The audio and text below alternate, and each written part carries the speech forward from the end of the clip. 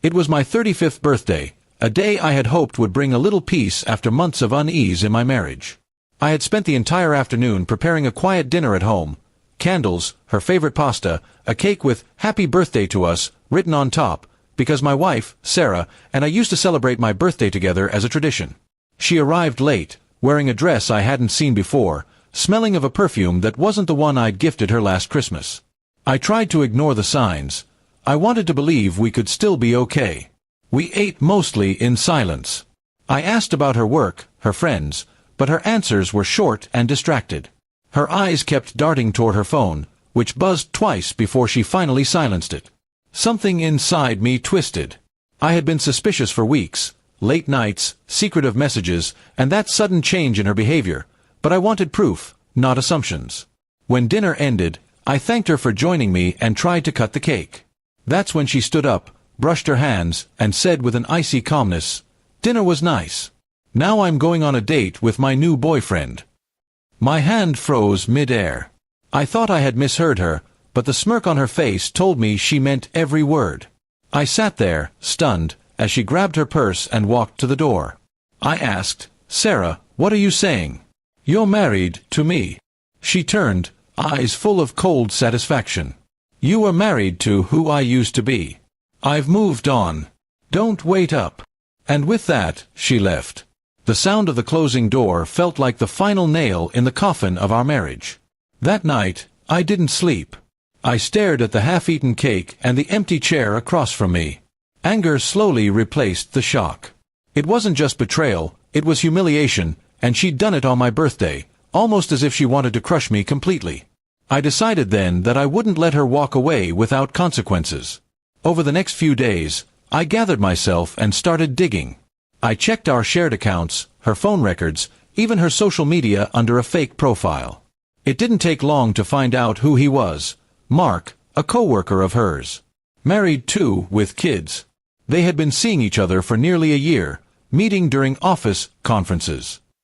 I printed everything, texts, photos, call logs, and stored them safely. Revenge wasn't about hurting her physically, it was about truth. I visited Mark's wife first. She looked broken when I showed her the proof, but she thanked me. Together, we agreed not to confront them immediately but to let their own actions expose them. A week later, Sarah came home one night looking nervous. She said, "Mark's wife found out. He's denying everything. I might lose my job." I only nodded, pretending to be sympathetic while she panicked. Inside, I felt the first taste of quiet justice. Then came the divorce papers. I had prepared them carefully with my lawyer. I included every piece of evidence, and when she received the documents at work, she called me crying. "You didn't have to humiliate me like this," she said. I replied calmly, "You did that yourself. I'm just finishing what you started." The news spread quickly through her office. Mark's wife filed for separation, and he was forced to resign. Sarah lost her promotion and, eventually, her job.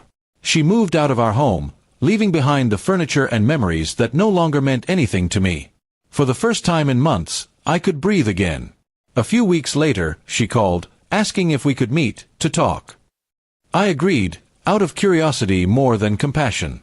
When she arrived at the cafe, she looked smaller somehow, her confidence replaced by regret. She said she missed the life we had, that her boyfriend had left her after his marriage collapsed. I listened silently. When she asked if there was any chance for us, I told her, "You killed that chance the night you left after dinner." Her eyes filled with tears, but I felt no pity. She had chosen betrayal over loyalty, deceit over love. And though forgiveness was something I believed in, reconciliation wasn't. I paid for my coffee, stood up, and said, "You wanted freedom, Sarah. Now you have it." As I walked away, the sky outside began to rain softly, washing the city clean. It felt symbolic, a new start for me. I wasn't bitter anymore, just wiser. Sometimes, revenge isn't about destroying the other person. It's about standing tall, proving that their betrayal didn't end your story, it simply started a better chapter. In the months that followed, I focused on rebuilding my life. I traveled, reconnected with old friends, and even started a small business I had once put off for her sake. Each step forward was a quiet victory. I didn't need to announce my revenge. It had already played out in the silence of her downfall. And every year since then, when my birthday comes around, I don't think about Sarah or that painful night. I celebrate it alone or with people who genuinely care, reminding myself that sometimes the best revenge is peace. Peace she can no longer disturb.